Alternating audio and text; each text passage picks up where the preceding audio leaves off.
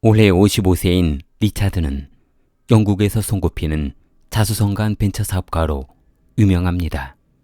사람들이 인터넷 쇼핑을 하는 동안 구매하고 싶은 물건의 가격을 다른 사이트와 비교해주는 인기 어플인 머니 슈퍼마켓이라는 회사의 대표였습니다. 리차드는 미혼 시절 창업을 위해 주로 거래하던 은행을 자주 방문했었는데 업무가 많았지만 은행 업무만큼은 직접 다니며 처리했습니다. 그 은행에는 이전부터 눈여겨보았던 아름다운 여직원이 있었기 때문이었습니다. 그녀는 항상 리처드에게 친절하게 대해주었고 두 사람은 사랑의 감정이 싹트기 시작했습니다. 두 사람은 만남이 시작된 지 얼마 안 돼 결혼하며 행복한 인생을 시작했습니다. 그러나 리차드는 아이를 갖고 싶어도 너무 바쁜 일정으로 아이를 갖는 것이 쉽지만은 않아 걱정이 많았습니다.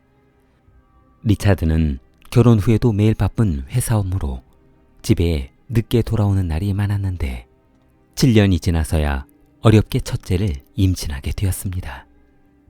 남편 리차드는 부인의 임신 소식으로 기뻐했고 첫째로 아들을 출산하자 부인에 대한 사랑도 깊어갔습니다. 그리고 얼마 후 쌍둥이 아들을 출산했습니다. 아들 셋을 키우게 된 리차드는 사업도 활발하게 잘 되었고 든든한 아들도 셋이나 있다 보니 본인도 모르게 가정에 충실해졌습니다. 부인과 세 아들은 리차드 인생의 모든 것이었습니다. 그러던 어느 날 50대 중반에 접어든 리차드는 몸이 이상해지기 시작했습니다. 이전에 없던 증상들이 생기기 시작했는데 나이가 들면서 자연스럽게 생기는 병이 아닌가 생각했습니다. 리차드는 갑자기 무기력해지고 두통이 생기는 횟수가 잦아지자 병원을 찾아가 보기로 했습니다.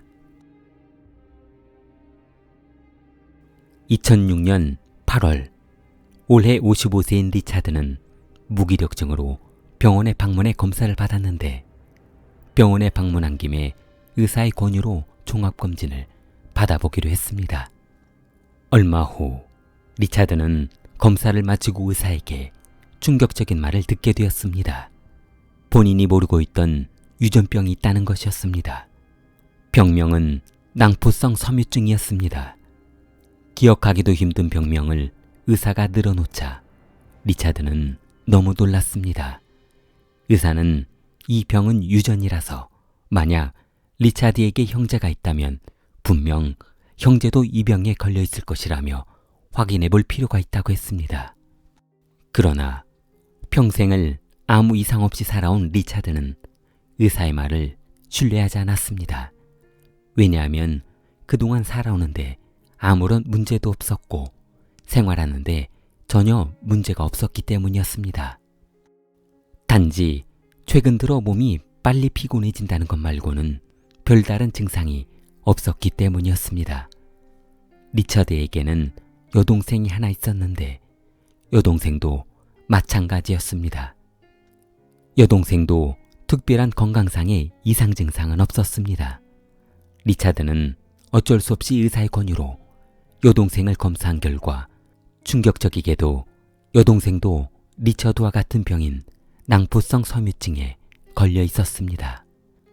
그런데 한참을 고심하던 리차드는 그렇다면 본인의 자녀들도 이 병에 걸렸을 확률이 100%일 것이 뻔할 것이라는 생각이 들었습니다. 아버지의 입장에서는 아이들의 건강이 너무 걱정되었던 것이었습니다. 그리고 치료 방법을 의사에게 물어보았습니다.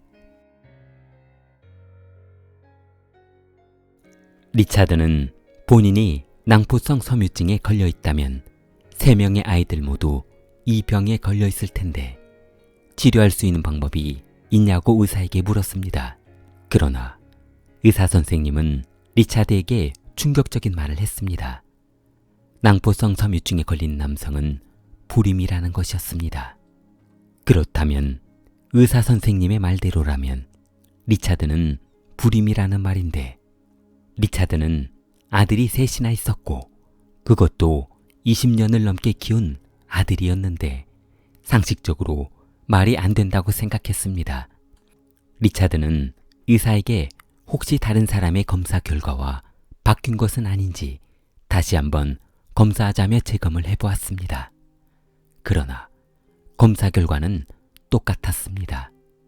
리차드는 검사를 마치고 집으로 돌아가 아들에게 설명을 하며 아버지와 병원에 가서 검사를 받아보자고 했습니다.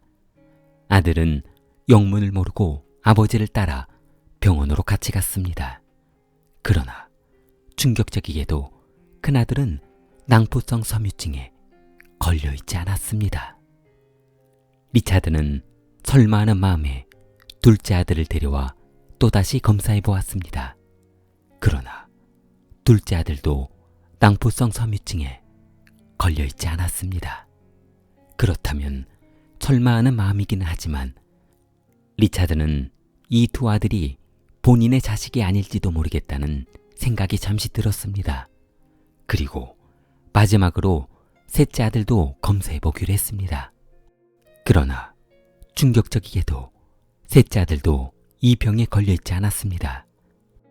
리차드는 세 아들의 검사 결과를 받아들고 그저 아들들이 건강해서 좋기는 했지만 이 아들들이 한둘도 아니고 3명 전부 본인 아들이 아닐 수도 있다는 생각이 들었습니다.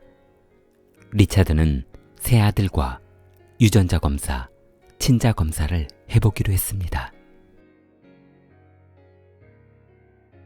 낭포성 섬유증은 1930년 최초로 발견이 되었는데 증상으로는 체내 점액 과잉 생산으로 폐와 췌장에 이상이 생겨 당뇨와 합병증을 일으키는 치명적인 질병이었습니다.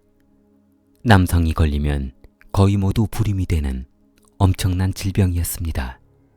아마도 리차드의 어머니가 이 병에 걸려 모계 유전으로 리차드가 이 병에 걸린 것으로 보여졌습니다. 리차드는 이전 상황으로 기억을 더듬어 보았습니다. 부인이 첫째를 임신했을 때 이상한 제안을 했던 기억이 떠올랐습니다. 아들에게 유대교 종교에 대해 가르치고 싶다고 했기 때문이었습니다. 리차드의 집안은 기독교를 믿었지만 그렇게 절실하지 않았던 관계로 부인의 뜻에 맡기기로 한 것이었습니다.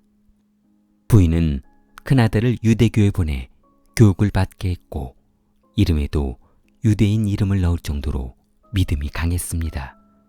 리차드는 지나온 20여 년을 생각해보면 부인이 도저히 바람필 만한 남자를 만날 시간이 없었는데 바람 피운 것이 언제부터인지 도저히 알 수 없었습니다. 리차드는 아들과 유전검사며 종합검사 결과 등 모든 증거를 모아 부인에게 보여주었습니다. 그러자 부인은 더 이상 숨기며 살기에는 불가능하다는 판단을 하고 모든 사실을 인정하며 털어놓기 시작했습니다. 두 사람의 관계는 결혼 전 20년 전으로 거슬러 올라갔습니다. 그녀가 은행원으로 근무하던 시절 좋아하는 은행 직원 남성이 있었는데 그 남성과 한참 사랑에 빠져 사귀고 있었는데 가끔씩 다투다 보니 만남이 뜸해지는 시기가 발생하게 되었고 다투었던 두 사람은 잠시 헤어지자며 만나지 않게 되었습니다. 부인 케이티는 그 시기에 현재 남편 리차드와 새로운 만남이 시작된 것이었습니다. 그녀는 돈 많은 남자 리처드를 만나서 사는 것이 행복할 것으로 판단하고 리처드와 결혼을 선택했는데 막상 살아보니 남편은 출장이 잦고 업무가 많아 본인이 생각했던 부부 관계를 할 수 없는 것에 불만이 쌓여 있었던 것이었습니다. 그러나 우연히 이전 남자친구와 연락이 되어 남편이 집을 비우고 출장 갈 때마다 남자친구와 깊은 관계를 가지게 되었는데 부인 케이티는 남자친구와 잦은 관계를 하자 뜻하지 않은 임신을 하게 된 것이었습니다. 남편 리차드와 관계를 아예 안 하고 산 것은 아니었지만 그렇다고 남편 리차드와의 관계에서 임신해 본 적이 없었기 때문에 부인 케이티는 임신이란 경험이 없었던 것이었습니다. 케이티는 다음날 갑자기 속이 메스꺼우며 마치 다른 사람처럼 몸이 바뀐 것을 이상하게 생각해 병원을 방문했는데 그때 임신이라는 것을 알게 되었습니다. 그때도 리차드는 출장 중이었고 남편을 속일 만한 좋은 기회를 엿보고 있던 차에 때마침 남편이 출장에서 돌아오는 날 관계를 유도하며 눈치채지 못하게 한 것이었습니다. 첫째 아이를 임신했을 때만 해도 부인은 리차드의 아들이 아니라는 사실을 알고 있어 만약 리차드가 이 사실을 알게 된다면 모든 것이 끝이라는 생각을 하고 있었습니다. 그녀는 출산일이 다가오고 있어 어쩔 수 없이 임신한 아들을 낳을 수밖에 없게 된 것이었습니다. 그러나 리차드는 출산한 아들을 보고 너무 좋아하며 정말 사랑스럽게 대해주게 되었는데 이를 지켜본 부인은 모든 걱정이 사라지면서 마음 편하게 아이를 키울 수 있었던 것이었습니다. 부인은 남편이 또다시 출장을 떠났을 때도 수일간을 남자친구와 뜨거운 밤을 보내게 되었습니다. 이때 또다시 임신하게 되었는데 뱃속의 아이 쌍둥이를 마음 놓고 출산한 것이었습니다. 남편 리차드는 이번에도 첫째와 마찬가지로 쌍둥이 아들을 친자식으로 착각하고 정성껏 키웠는데 아들의 나이 20살이 넘을 동안 이 사실을 모르고 키워주었던 것이었습니다. 오로지 이 모든 사실을 알고 있던 단 한 사람은 어머니뿐이었습니다. 2016년 리차드는 부인 케이트와 이혼을 결심하며 새아들에게 이 사실을 알리기로 했습니다. 리차드는 첫째 아들 윌을 불러 본인은 친아버지가 아니니 더 이상 같이 살기는 힘들 것 같다고 털어놓았습니다. 윌은 아버지와 대화를 마치고 믿을 수 없다며 어머니를 찾아갔습니다. 윌은 도대체 친아버지가 누구인지 궁금했고 왜 이런 상황이 벌어져야만 했는지 이해할 수 없었습니다. 윌은 어머니에게 본인의 아버지가 누구냐고 물었습니다. 그러나 케이티는 윌에게 친아버지에 대해 말해주지 않았습니다. 결혼 전부터 남자가 있었다는 사실만 말해주었는데 같은 은행에서 일했던 남자였다고만 말해주었습니다. 리차드의 막내 아들 19세 에디와 조엘은 아버지의 설명을 듣고 너무 큰 충격에 빠지게 되었습니다. 그리고 얼마 전 아버지가 검사한 유전자 검사 결과지를 보게 되며 모든 사실을 알게 되었습니다. 아버지 리차드는 첫째 아들 윌에게 추가로 유전자 검사를 해보자고 했으나 제안을 거절하고 이 모든 사실을 받아들이기로 했습니다. 리차드는 법원에 부인 케이티와의 이혼 서류를 접수했습니다.